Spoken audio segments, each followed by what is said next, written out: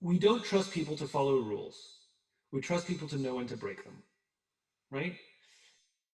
The rules are there for normal operation, and they're perfectly valid. Like, it's good to have sides on the sandbox, otherwise the sand just pours out, right? So the rules give guidance. There's nothing wrong with policies and rules and things like that, but they're guidance. And if something goes wrong, we have to find out why it went wrong, right? So I've told this story a bunch of times, so you can interrupt me if you know it. True story, two true stories about that happened in the Air Force. The Air Force has a very, very simple rule. Do not fly into Iranian airspace. Really easy, right? So there was a KC-135 tanker that was flying in circles, just in a holding pattern, in case someone needs gas, in case someone needs them, right?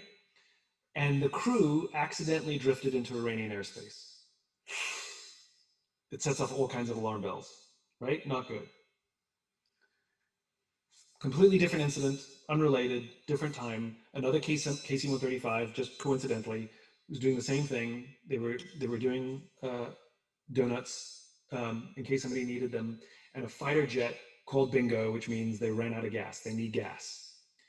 And the crew made some calculations, and they wanted to get to him as quickly as possible because he's out of gas, and the quickest way to get to him was to slice through Iranian airspace. Now, on paper, they both broke the same rule. They should both be punished equally, and they should both be punished, right?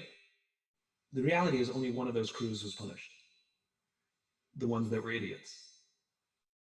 But the crew that made the decision to cut through the space, knowing full well that it was against the rules, knowing full well that they could get in trouble, and it would accept the punishment if it happened, weren't punished, because context matters. So the question is why is somebody late 3 times in a row?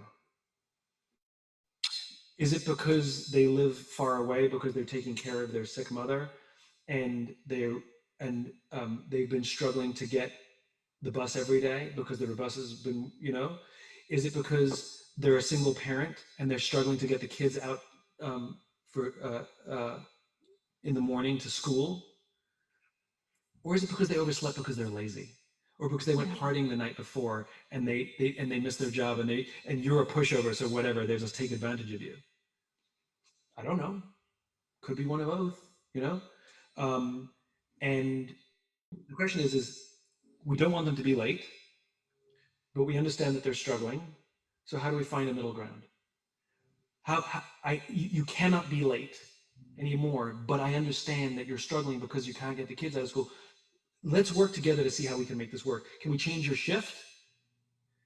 What works for you? Like, let's work together to make this work.